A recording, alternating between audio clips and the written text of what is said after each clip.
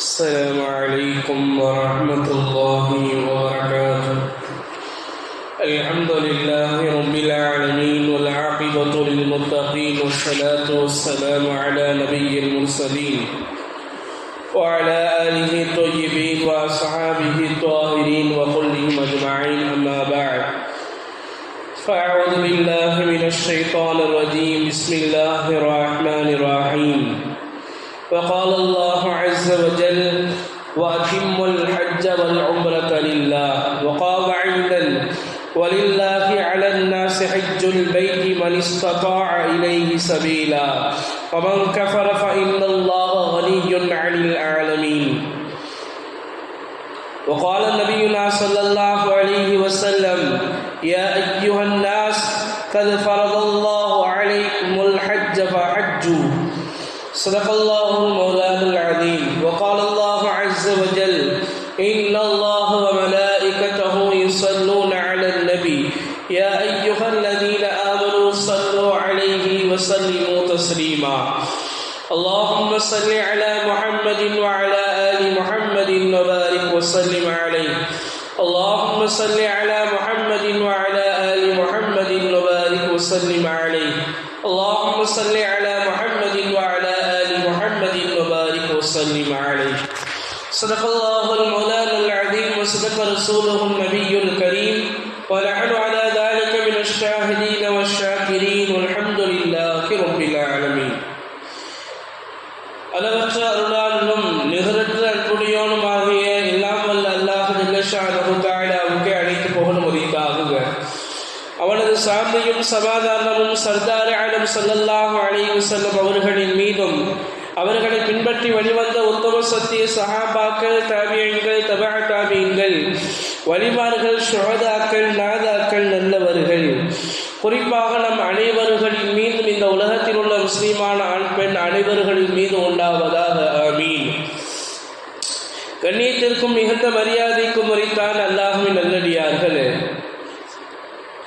நாம் புனிதமிக்க துல்காஅதாவுடைய மாதத்திலே இருக்கிறோம். அல்லாஹ் ஜல்ல ஷானஹு தஆலா தனது அருள்மறையாம் திருமறையிலே 4 மாதங்களை சிறப்புக்குரிய மாதமாக ஆக்கி வைத்திருக்கிறான். அதிலே 3 மாதங்கள் தொடர்படியாக வரக்கூடிய மாதம், ஒரு மாதம் தனித்து வரக்கூடிய மாதம். 3 மாதங்கள் தொடர்படியாக வரக்கூடிய மாதம் நாம் அடைந்திருக்கிற துல்காஅதா, அடுத்து வர இருக்கிற துல்ஹஜ், அதற்கடுத்து வர இருக்கிற முஹர்ரம். தனித்து வரக்கூடிய ஒரு மாதம் ரஜபுடைய மாதம். எனவே இந்த 4 மாதங்களையும் அல்லாஹ் ஜல்ல ஷானஹு தஆலா சிறப்புக்குரிய மாதமாக ஆக்கி வைத்திருக்கிறான். எனவே துல்காஅதாவுடைய மாதத்திலே நாம் இருக்கிறோம். இது என்ன காலம் என்று சொன்னால், உலகெங்கிலும் இருக்கக்கூடிய முஸ்லிம்கள் தன்னுடைய 5வது கடமையை நிறைவேற்றுவதற்காக வேண்டி தன்னுடைய ஊர்களை விட்டும், தன்னுடைய உறவினர்களை விட்டும், தன்னுடைய சொந்த பந்தங்கள் அனைவர்களை விட்டும் அல்லாஹ்வுடைய புனித கஅபத்துல்லாவின் பக்கம் படையெடுக்கக்கூடிய, தன்னுடைய கடமையை நிறைவேற்றக்கூடிய ஒரு காலமாக இருந்து கொண்டிருக்கிறது. ஹஜ் இருக்கிறதே, அது இஸ்லாத்தினுடைய 5 கடமைகளில் ஒரு கடமையாகும். இஸ்லாம் இருக்கிறது 5 விதமான அடிப்படையின் மீது இருக்கிறது என்பதாக நபி ஸல்லல்லாஹு அலைஹி வஸல்லம் சொன்னார்கள். 1 கலிமா, 2வது தொழுகை, 3வது நோன்பு, 4வது ஜகாத், 5வது ஹஜ். இந்த 5 அமல்கள் இருக்கிறது. கலிமா அது நாவு உள்ளம் சம்பந்தப்பட்டது, தொழுகை அது உடல் சம்பந்தப்பட்டது, நோன்பு அது உடல் சம்பந்தப்பட்டது, ஜகாத் அது பொருள் சம்பந்தப்பட்ட அமல். ஆனால் ஹஜ் இருக்கிறது, இது உடல் பொருள் இவை இரண்டும் கலந்து செய்யக்கூடிய ஒரு அமல் தான் இந்த ஹஜ் என்கிற அமல். அல்லாஹ் ஜல்ல ஷானஹு தஆலா குர்ஆனிலே சொல்லி காட்டுவான்: வஅத்திம்முல் ஹஜ்ஜ வல் உம்ரத லில்லாஹ். ஈமான் கொண்டவர்களே, நீங்கள் ஹஜ் செய்யுங்கள், உம்ரா செய்யுங்கள், ஹஜ்ஜை நிறைவேற்றுங்கள். இன்னொரு இடத்திலே அல்லாஹ் சொல்லுவான்: வலில்லாஹி அலன் நாஸி ஹஜ்ஜுல் பைத்தி மன் இஸ்ததா இலைஹி சபீலா வமன் கஃபர ஃபஇன்னல்லாஹு கனிய்யுன் அனில் ஆலமீன். இன்னொரு இடத்திலே அல்லாஹ் சொல்லுவான்: நீங்கள் அல்லாஹ்வுக்காக வேண்டி அல்லாஹ்வுடைய இல்லத்தை நீங்கள் ஹஜ் செய்யுங்கள். எப்படி? நீங்கள் உடல் சக்தியும் பொருள் சக்தியும் நீங்கள் அடைந்திருந்தால் அப்பொழுது உங்களுக்கு ஹஜ் இருக்கிறது, அது கடமையாகிவிடும். பெருமானார் ஸல்லல்லாஹு அலைஹி வஸல்லம் அவர்கள் ஹஜ்ஜை பற்றி சொல்கிற பொழுது சொன்னார்கள், நீங்கள் மன் அராதல் ஹஜ்ஜ ஃபல்யதஅஜ்ஜல் ஃபஇன்னஹு யம்ரதுல் மரீத் வ ததில்லுல் லால்லா வ தஅரிதுல் ஹஜ்ஜ தஅஜ்ஜலுல் ஹஜ்ஜ.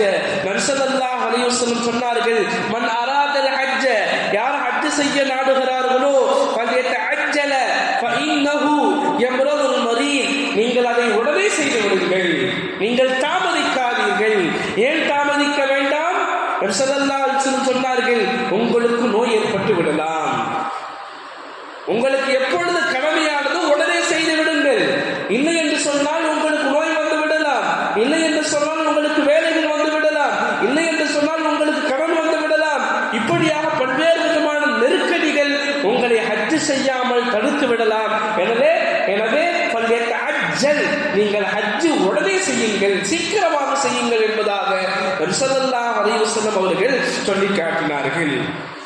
ஹஜ் என்கிற அமல் இது எப்படிப்பட்ட ஒரு அமல்? அல்லாஹு அக்பர். மக்காமா நகரம் இருக்கிறது, ஹஜ்ஜினுடைய காலத்திலேயும் இன்னும் பிற காலங்களிலேயும் அதிகமாக ஹஜ்ஜினுடைய காலத்தில் மக்காமா நகரம் மூச்சு விட முடியாமல் அப்படியே திணறும். யாரை கொண்டு? ஹாஜிகளை கொண்டு. ஹாஜிகள் எதன் பக்கமாக போகிறார்கள்? அல்லாஹ் என்ன சொன்னானோ அதை நிறைவேற்றுவதற்காக வேண்டி போகிறார்கள்.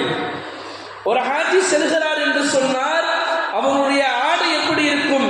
இஹ்ராமுடைய ஆடையாக இருக்கும், தைக்கப்படாத ஆடையாக இருக்கும். ஹஜ் என்கிற அமல் இருக்கிறது, அது தன்னுடைய ரப்புவின் பக்கம், தன்னுடைய இறைவனின் பக்கம், தன்னுடைய காதலை, இறைவனுடைய காதலை அதை வெளிப்படுத்தக்கூடிய ஒரு பயணமாக இருக்கிறது. ஹஜ் இருக்கிறதே அது ஒரு அற்புதமான பயணம். அது ஹஜ் இருக்கிறதே அது அதிசயமான பயணம். அது பாருங்கள், நீங்கள் ஹஜ்ஜுக்கு செல்வீர்களேயானால் அங்கே எல்லா நாட்டு மக்களையும், எல்லா ஊர் மக்களையும் நீங்கள் பார்க்கலாம். இந்தியாக்காரங்க இருப்பாங்க, ஆப்பிரிக்காக்காரங்க இருப்பாங்க, இந்தோனேஷியாக்காரங்க இருப்பாங்க, வட துருவக்காரங்க இருப்பாங்க, எல்லா மக்களும் இருப்பாங்க. கருப்பர் இருப்பாங்க, வெள்ளையர் இருப்பாங்க, குட்டையர் இருப்பாங்க, நெட்டையர் இருப்பாங்க. எல்லா மக்களையும் நீங்கள் பார்க்கலாம். அது ஒரு இஜ்திமா. அல்லாஹ் இதை கொண்டு என்ன விதைக்கிறான் என்று சொன்னால், எல்லா மக்களும் சரிசமம். இஸ்லாம் அதைத்தான் சொல்கிறது, எல்லா மக்களும் சரிசமம். ஏன்? அங்கே எல்லாத்துக்கும் ஒரே ஆடை. இவர் அரசருங்க, அதனால இவருக்கு தைத்த ஆடைங்க கிடையாது. தைத்த ஆடை போடக்கூடாது, போட்டா கூடாது. அதுக்கு ஆடு கொடுக்கணும், ஷாக்கு கொடுக்கணும். ஹஜ்ஜில ஏதாவது தவறு செஞ்சுட்டாங்கன்னு சொன்னா அதற்கு ஒரு ஆடு அறுத்து குர்பானி கொடுக்கணும், அதற்கு கஃபாரா கொடுக்கணும். அப்ப அங்க எல்லாத்துக்கும் ஒரே ஆடை. என்ன ஆடை? இஹ்ராம் என்னும் ஆடை. என்ன செய்வாங்க? கீழே ஒரு துண்டு போட்டிருப்பாங்க, மேலே ஒரு துண்டு போட்டிருப்பாங்க. தவாப் செய்யும் பொழுது இந்த பக்கமாக இடது பக்கமாக காலியாக விட்டுருவாங்க, இந்த பக்கமாக மூடிக்கொள்வாங்க. என்ன ஆடை? தைக்கப்படாத ஆடை. என்ன ஆடை? வெள்ளை நிற ஆடை. அந்த வெள்ளை நிற ஆடை எதை அறிவிக்கிறது தெரியுமா? மனிதன் இறந்ததற்கு பிறகு மௌத்தாகும் பொழுது என்ன செய்வோம்? கஃபன் என்னும் ஆடை அணிவிப்போம். அது என்ன கலர்? நபி ஸல்லல்லாஹு அலைஹி வஸல்லம் சொன்னார்கள், உங்களுடைய மௌத்தாக்களுக்கு நீங்கள் வெண்ணிற ஆடையை நீங்கள் உடுத்துங்கள், கஃபனாக அணிவியுங்கள் என்பதாக நபி ஸல்லல்லாஹு அலைஹி வஸல்லம் அவர்கள் சொன்னார்கள். அப்போ ஹஜ் செய்யக்கூடிய, அப்போ உம்ரா செய்யக்கூடிய ஹாஜிகள் அனைவர்களுக்கும் ஒரே ஆடை, வெள்ளை நிற ஆடை. ஒரே ஆடை, வெள்ளை நிற ஆடை. அவர்கள் எதை நிறைவேற்ற செல்கிறார்கள்? அல்லாஹ் என்ன சொன்னானோ, நபி ஸல்லல்லாஹு அலைஹி வஸல்லம் எதை காட்டினார்களோ அதை செய்வதற்காக வேண்டி அவர்கள் செல்லுகிறார்கள். எனவே இது ஒரு அற்புதமான ஒரு பயணம். அது ஒரு அற்புதமான பயணம். அது இறைவனுடைய காதல் மீது இருக்கக்கூடிய தேட்டம். அது அங்கே அல்லாஹ் என்ன சொன்னான், அது எப்படிப்பட்ட இடம்? பல நபிமார்கள் ஹஜ் செய்திருக்கிறார்கள். அநேகமாக எல்லா நபிமார்களும் ஹஜ் செய்த இடம் அதே இப்ராஹிம் அலைஹிஸ்ஸலாத்து வஸ்ஸலாம் என்று சொல்லப்படக்கூடிய கலீலுல்லாஹ், அல்லாஹ்வுடைய நண்பர் கட்டிய இல்லம் அது. அங்கே ஹஜ்ருல் அஸ்வத் என்று சொல்லப்படுகிற சொர்க்கத்துக்கள் பதிக்கப்பட்டு இருக்கிறது. அந்த காபத்துல்லாஹ்வுக்கு கீழே பல நபிமார்கள் அடக்கம் செய்யப்பட்டு இருக்கிறார்கள். அங்கே ஜம்சம் என்னும் புனித தண்ணீர் இருக்கிறது. அங்கே சஃபா மர்வா என்ற மலை இருக்கிறது. அங்கே நபி ஸல்லல்லாஹு அலைஹி வஸல்லம் பிறந்த இடம் இருக்கிறது. அங்கே குர்ஆன் இறங்கிய அந்த ஊர் மக்காமா நகரம், குர்ஆன் இறங்கிய ஊர். சௌர் என்னும் குகை அங்கே இருக்கிறது. நபி ஸல்லல்லாஹு அலைஹி வஸல்லம் ஹீரா என்னும் குகை அங்கே இருக்கிறது. அங்கே நாம் பார்க்கலாம் குர்ஆன் இறங்கிய இடம் அது, மகத்துவமான இடம் அது. பல நபிமார்கள் துஆ செய்யக்கூடிய, ஆமீன் சொல்லக்கூடிய இடம் அது. எப்படிப்பட்ட இடம் அது? நபி ஸல்லல்லாஹு அலைஹி வஸல்லம் பிறந்த ஊர், நபி ஸல்லல்லாஹு அலைஹி வஸல்லம் பிறந்த ஊர், பிறந்த மண் அது, பரக்கத்தான மண் அது. அப்ப அப்படிப்பட்ட இடத்தை நாங்கள் காணுவதற்கு, நாங்கள் செல்வதற்கு அவ்வா அலைஹிஸ்ஸலாத்து வஸ்ஸலாம் அவங்க இறங்கிய ஊர் அது. அவ்வா அலைஹிஸ்ஸலாம் எங்கே இறங்குறாங்க? ஆதம் அலைஹிஸ்ஸலாத்து வஸ்ஸலாம் அவங்களையும் அவ்வா அலைஹிஸ்ஸலாத்து வஸ்ஸலாம் அவங்களையும் அல்லாஹ் தஆலா சொர்க்கத்திலிருந்து பூமிக்கு அனுப்பிச்சாங்க. அப்போ ஆதம் அலைஹிஸ்ஸலாத்து வஸ்ஸலாம் அவர்கள் இலங்கையில் இறங்குனாங்க.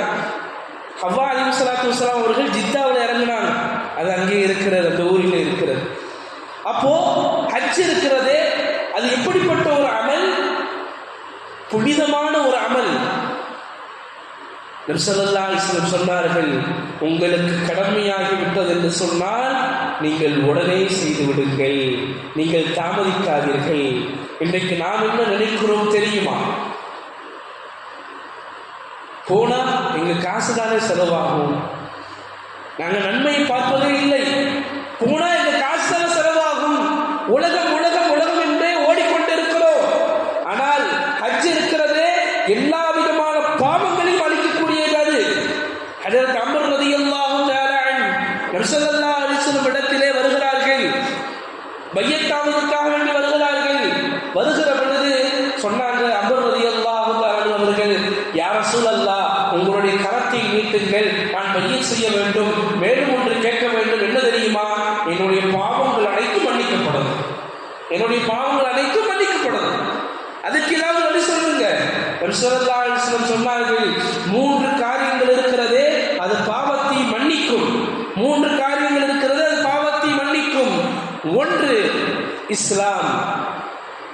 எந்த மனிதன் இஸ்லாத்திற்குள் வருவானோ அதற்கு முன்னால் அவர் குஃப்ரிலே செய்த எல்லா பாவங்களையும் அது மன்னித்து விட்டது. 2வது ஹிஜ்ரா. 2வது ஹிஜ்ரா, அல்லாஹ்வுக்காக வேண்டி ஹிஜ்ரத் செய்கிறது. 3வது அல் ஹஜ்ஜுல் மப்ரூர், ஒப்புக்கொள்ளப்பட்ட ஹஜ் செய்வது இருக்கிறது. 3ம் எல்லா பாவங்களையும், ஒரு பாவம் 2 பாவம் அல்ல, எல்லா பாவத்தையும் அது மன்னிச்சிடும் என்பதாக நபி ஸல்லல்லாஹு அலைஹி வஸல்லம் அவர்கள் சொல்லி காட்டினார்கள். இன்றைக்கு நாங்கள் அமல் செய்வதற்காக வேண்டி நாங்கள் ஓட வேண்டும். அல்லாஹ் குர்ஆனிலே தெள்ளத் தெளிவாக சொல்கிறான், ஃபஃபிர்ரு இலல்லாஹ், ஃபஃபிர்ரு இலல்லாஹ், அல்லாஹ்வின் பக்கமாக நீங்கள் விரண்டோடுங்கள். ஓடணும், ஓட சொல்லல அல்லாஹ், என்ன சொன்னா? விரண்டோடுங்கள். அல்லாஹ்வின் பக்கமாக நீங்கள் மீளுங்கள், அவனுடைய அமல் பக்கமாக நீங்கள் செல்லுங்கள். அல்லாஹ் அதைத்தான் குர்ஆனிலே சொல்கிறான். நாங்கள் நல்ல அமல்கள் செய்கிறோமா? ஹஜ் செய்யக்கூடிய தேட்டங்கள் என்னுடைய உள்ளத்தில் வருகிறதா? மேலான பெரியார்களே, சகோதரர்களே, நாம் பார்க்கலாம் எத்தனையோ பணக்காரர்கள் ஹஜ் செய்யாமல் தவிர்க்கிறார்கள். நபி ஸல்லல்லாஹு அலைஹி வஸல்லம் சொல் இருக்கிறது, எந்த மனிதன் ஹஜ் செய்வதற்குண்டான கடமைகள் அவனிடத்தில் வந்த பொழுது அவன் ஹஜ் செய்யாமல் இருப்பானையானால் நபி ஸல்லல்லாஹு அலைஹி வஸல்லம் சொன்னார்கள், அந்த மனிதன் யூதனாகவோ அந்த மனிதன் நசாராவாகவோ மௌத்தாகட்டும் என்பதாக நபி ஸல்லல்லாஹு அலைஹி வஸல்லம் சொன்னார்கள். எப்படிப்பட்ட பேச்சு, எப்படிப்பட்ட விஷயம்! நாங்கள் கவனிக்க வேண்டும். ஹஜ் செய்யக்கூடிய ஆர்வம் எங்களுடைய உள்ளத்தில் வர வேண்டும். எந்த மனிதனுக்கு ஆர்வம் வருதோ நிச்சயமாக அல்லாஹ் தன்னுடைய பைத்துல்லாவை பார்க்க வைப்பான். அல்லாஹ் ஜல்ல ஷானஹு தஆலா இப்படிப்பட்ட பாக்கியத்தை நமக்கு நம்முடைய குடும்பத்தார்களும் தருவானாக. அந்த காபத்துல்லா அதை பார்க்கிற பொழுது நாம் பல பேர்கிட்ட கேட்கிறோமா இல்லையா? அதை பார்க்கிற பொழுது எல்லாரும் சொல்கிறார்கள், யாரும் அல்ல, யாரும் விடுபடல, எல்லா முஸ்லிம்களும் சொல்கிறார்கள், காபத்துல்லாவை நாங்கள் பார்க்கிற பொழுது எங்களுடைய உள்ளத்தில் ஒரு இனம் புரியாத ஒரு புத்துணர்வு வருகிறது. அதன் கொண்டு எங்களுடைய கண்கள் எல்லாம் கண்ணீர் வடிக்கிறது என்பதாக ஒரு ஆள் 2 ஆள் அல்ல, யார் யாரெல்லாம் போறாங்களோ எல்லாருடைய சொல்லில் இது அவசியமாக இருக்கும். என்ன? காபத்துல்லாவை பார்க்கிற பொழுது எங்களுடைய உள்ளம் ஒரு விதமான புத்துணர்ச்சி ஊட்டப்படுகிறது. கண்களில் இருந்து எங்களை அறியாமலே நாங்கள் அழுது விடுகிறோம். காபத்துல்லாவை பார்த்து எந்த மனிதன் துவா செய்வானோ அவனுடைய துவா கபூலாக்கப்படுகிறது. அதனாலதான் ஹஜ்ஜுக்கு கூட்டிட்டு போகும்பொழுது, உம்ராவுக்கு கூட்டிட்டு போகும்பொழுது சொல்லுவாங்க, நீங்க காபத்துல்லாவை முதல்ல பார்க்கும் பொழுது என்ன செய்யக்கூடாதா? காபத்துல்லா இருக்குன்னா அது இங்கிருந்து போகும் பொழுது 2 தூண்களுக்கு மத்தியில தெரியும், கட்டிடங்களுக்கு மத்தியில தெரியும், அப்படி பார்க்க கூடாது சொல்லுவாங்க. காபத்துல்லா பார்க்கறதுக்கு ஒரு கண்ணியம் இருக்கு. அந்த கண்ணியத்தை, அந்த மரியாதை நம்ம கொடுக்கணும். எப்படி பார்க்கணும்? கொடுத்துக்கிட்டே போகணும். காபத்துல்லா அந்த இடம் வருகிற பொழுது தலை நிமிர்ந்து பார்க்கணும். காபத்துல்லாவை பார்க்கும் பொழுது இப்படி துவா செய்யணும், யா அல்லாஹ், நான் கேட்கக்கூடிய எல்லா ஹலாலான ஹாஜாக்கள் அனைத்தையும் துவாக்கள் அனைத்தையும் நீ அங்கீகரிப்பாயாக அப்படின்னு துவா கேட்கணும். ஹாஜிகளை சொல்லி கொடுப்பான். எந்த மனிதன் அப்படி துவா செய்கிறானோ, காபத்துல்லாவை பார்த்த உடனே எந்த மனிதன் துவா செய்வானோ அவனுடைய துவாக்கள் அங்கீகரிக்கப்படுகிறது என்பதாக நபி ஸல்லல்லாஹு அலைஹி வஸல்லம் அவர்கள் சொன்னார்கள். அப்போ ஹஜ் செய்வதற்கிறது அந்த தேட்டம் வரணும், அந்த ஆர்வம் வரணும், அந்த ஆசை வரணும். எந்த மனிதன் தேட்டம் கொள்வானோ, எந்த மனிதன் ஆர்வம் கொள்வானோ, எந்த மனிதன் காபத்துல்லாவை பார்க்க வேண்டும், ஹஜ் செய்ய வேண்டும் என்கிற ஒரு முயற்சியில் ஈடுபடுவானோ நிச்சயமாக அல்லாஹ் தஆலா அதை பார்க்க வைப்பான், ஹஜ் செய்ய வைப்பான். பார்க்கிறோமா இல்லையா? அட, செருப்பு தைக்கக்கூடியவர் ஹஜ்ஜுக்கு போறார், செருப்பு தைக்கக்கூடியவர் ஹஜ்ஜுக்கு போறார். எவ்வளோ ஒரு நாளைக்கு எவ்வளோ வருமானம் வந்துடும்? என்ன, ஒரு 300, மிஞ்சி போனால் ஒரு 500 நாள் வருமானம் 300. ஆனால் அவர் என்ன செய்யறாரு? ஹஜ்ஜுக்கு போறார். என்ன தெரியுமா? அல்லாஹ்விடத்தில் வந்து அழுகிறது, யா அல்லாஹ், உன்னுடைய பைத்துல்லாவ, உன்னுடைய காபத்துல்லாவ, உன்னுடைய நபி பிறந்த இடத்தை நான் பார்க்கணும், எனக்கு அந்த வாய்ப்பு புரியா அல்லாஹ் என்பதாக கேட்டுக்கொண்டிருக்கிறார். அதை கேட்டு கேட்டு கேட்டு அல்லாஹ்விடத்தில் சொல்லி அந்த ஆர்வத்தை உண்டு பண்ணி அல்லாஹ் என்ன செய்யறான்? தன்னுடைய இல்லத்தை பார்க்கறதுக்கு அவங்களுக்கு வாய்ப்பு கொடுக்கிறான். நிறைய பணக்காரர்கள் இருக்கிறாங்க, போனா செலவாகுமே என்பதாக தள்ளி போடுறாங்க. அல்லாஹ் காப்பாற்றணும், மரணம் வருகிறது, ஹஜ் செய்யாமல் இறந்து விடுகிறார்கள். காசு இருக்கிறது. நபி ஸல்லல்லாஹு அலைஹி வஸல்லம் என்ன சொன்னார்கள்? உங்களுக்கு கடமையாயிட்டா உடனே நீங்க என்ன செய்யுங்க? நிறைவேற்றுங்க. அல்லாஹ் காப்பாற்றணும். எந்த மனிதர் ஹிஜ்ரத் செய்யாமல் தாமதிப்பாரோ அவரின் மீது அல்லாஹ் தஆலா கடும் கோபம் கொள்ளுவான். எந்த மனிதன் அல்லாஹ்வுடைய போர்க்களத்துக்கு போகாமல் தாமதிப்பானோ அந்த மனிதன் மீது அல்லாஹ் தஆலா கோபப்படுவான். எந்த மனிதன் நல்ல அமல்கள் செய்யாமல் தட்டி கழித்து தன்னுடைய வாழ்நாள் முழுவதும் எந்த விதமான அமல்களும் செய்யாமல், தான தர்மங்கள் செய்யாமல், தௌபா செய்யாமல் தாமதிப்பானோ அல்லாஹ் ஜல்ல ஷானஹு தஆலா அந்த மனிதரை பார்த்து கோபப்படுகிறான் என்பதாக நபி ஸல்லல்லாஹு அலைஹி வஸல்லம் அவர்கள் சொல்லி காட்டினார்கள். மேலான பெரியார்களே, சகோதரர்களே, மரணம் எப்பொழுது வேண்டுமானாலும் வரலாம். நம்முடைய உடல் சுகவீனம் எப்பொழுது வேண்டுமானாலும் கெட்டு போகலாம். எனவே எல்லா அமல்களையும், ஹஜ்ஜுகளையும், உம்ராக்களையும் நாங்கள் உடனே செய்தாக வேண்டும். எந்த மனிதன் அமல் செய்யாமல், எந்த விதமான தான தர்மங்களும் வழங்காமல் கடைசி நேரம் வரும். அல்லாஹ் குர்ஆன்ல சொல்லி காட்டுறான், கால ரப்பிர்ஜிஊனி லஅல்லி அஅமலு சாலிஹன். யா அல்லாஹ், ஒரு மனிதன் உலகத்தில் வாழுகிற பொழுது தன்னுடைய வாழ்நாட்களை வீட்டில் கழிச்சிட்டு, விளையாட்டில் கழிச்சிட்டு, என்னென்னமோ வேலை, அந்த வேலை இந்த வேலைன்னு தொழுகையை, தான தர்மங்களை, தௌபாக்கள் எல்லாத்தையும் விட்டுட்டு உலகமே ஓடிக்கொண்டிருக்கும் பொழுது இஸ்ராயில் அலைஹிஸ்ஸலாத்து வஸ்ஸலாம் மௌத் அவனை நெருங்குகிற பொழுது அவன் சொல்லுவானா, யா அல்லாஹ், இன்னும் கொஞ்ச நாள் எனக்கு விட்டு கொடு, யா அல்லாஹ், இன்னும் கொஞ்ச நாள் எனக்கு அவகாசம் கொடு, நான் என்னென்ன பொருட்கள் எல்லாம் சேர்த்து வச்சிருக்கிறேனோ அதை எல்லாம் நான் செலவு செஞ்சுட்டு வந்துடுறேன் அப்படின்னு சொல்லுவான். ஆனால் அல்லாஹ் சொல்லுவான், உனக்கு கொடுக்கப்பட்ட அந்த மலக்கு சொல்லுவார், உனக்கு கொடுக்கப்பட்ட வாய்ப்புகள் முடிந்து விட்டது, உனக்கு கொடுக்கப்பட்ட வாய்ப்புகள் முடிந்து விட்டது. கொஞ்ச நேரம் பிந்தாது, கொஞ்ச நேரம் முந்தாது, நிர்ணயம் செய்யப்பட்ட அதே நேரத்தில் உன்னுடைய உடம்பிலிருந்து ரூஹ் வெளியேறியே தீரும் என்பதாக அந்த மலக்கு சொல்லுவார். பெரியார்களே, சகோதரர்களே, நாங்கள் நன்மை செய்வதற்கு ஆர்வம் கொள்ள வேண்டும், ஹஜ் செய்வதற்கு நாங்கள் ஆசை கொள்ள வேண்டும், நாங்கள் தாமதிக்க கூடாது. ஹஜ்ரத் அப்துல்லா இப்னு ரவாஹா முஅத்தா இன்னும் சொல்லக்கூடிய போருக்கு நபி ஸல்லல்லாஹு அலைஹி வஸல்லம் அனுப்பி வைப்பார்கள். ஹஜரத் ஸைத் இப்னு ஹாரிஸா, ஹஜரத் ஜாஃபர் இப்னு அபீ தாலிப், ஹஜரத் அப்துல்லா இப்னு ரவாஹா ரலியல்லாஹு தஆலா அவர்களை அனுப்பி வைக்கிற பொழுது சொல்லுவார்கள் நபி ஸல்லல்லாஹு அலைஹி வஸல்லம் அவர்கள், ஸைத் அவர்கள் காயமுற்றால் அதற்கடுத்து ஜாஃபர் இப்னு அபீ தாலிப் ரலியல்லாஹு தஆலா அவர்கள் தலைமை ஏற்பார்கள். அவர்கள் காயமுற்றால் அதற்கடுத்து அப்துல்லா இப்னு ரவாஹா அவர்கள் தலைமை ஏற்பார்கள். அவர்களும் காயமாயிட்டால் நீங்களே உங்களுக்கு சேர்ந்து ஒரு தலைமையை நீங்கள் ஏற்படுத்திக் கொள்ளுங்கள் என்பதாக நபி ஸல்லல்லாஹு அலைஹி வஸல்லம் அவர்கள் அந்த போருக்கு முன்பதாக என்னுடைய தோழர்களிடத்திலே சொல்லி அனுப்புகிற பொழுது இதை கேட்கிற அப்துல்லா இப்னு ரவாஹா ரலியல்லாஹு தஆலா அவர்கள் நினைப்பார்கள், நபியுடைய நாவிலிருந்து வந்த விஷயம் என்ன தெரியுமா? எப்படியும் நாங்கள் இந்த போரிலே மூத்தாகி விடுவோம். ஏன் மனுஷன் என்ன சொன்னாங்க? இவருக்கடுத்து இவர், இவருக்கடுத்து இவர், இவருக்கடுத்து நீங்கள் தலைமை ஏற்படுத்திக் கொள்ளுங்கள் என்று சொன்னால் நாம் நிச்சயமாக மரணமாகி விடுவோம். எனவே இன்றைய வியாழனுடைய இரவாக இருக்கிறது. காலை நபி ஸல்லல்லாஹு அலைஹி வஸல்லம் பின்னாடி ஜும்மா தொழுதுட்டு நாம் போயிடலாம் என்பதாக தாமதமாக இருந்து விட்டார்கள். நபி ஸல்லல்லாஹு அலைஹி வஸல்லம் ஜும்மா தொழுது பார்க்குறாங்க. அதற்கு அப்துல்லா இப்னு ரவாஹா இருக்கிறாங்க. கேட்குறாங்க, அப்துல்லா நீங்கள் படையில் போய் சேரலையா, போகலையா? சொன்னாங்க, யா ரசூலல்லாஹ், நான் கடைசியாக தாங்களுக்கு முன்னால் இந்த ஜும்மாவை நிறைவேற்றிவிட்டு செல்லலாம் என்பதாக நான் இருந்து விட்டேன் என்பதாக சொல்லும் பொழுது நபி ஸல்லல்லாஹு அலைஹி வஸல்லம் சொன்னார்கள், அப்துல்லா இப்னு ரவாஹாவே, உன்னுடைய தோழர்கள் உனக்கு முன்பதாக சொர்க்கத்திற்கு சென்று விட்டார்கள். உனக்கு முன்பதாக 500 ஆண்டுகளுக்கு முன்பதாக சொர்க்கத்திற்கு சென்று விட்டார்கள். நீங்கள் அவர்களுக்கு பின்னால் தான் செல்ல முடியும்.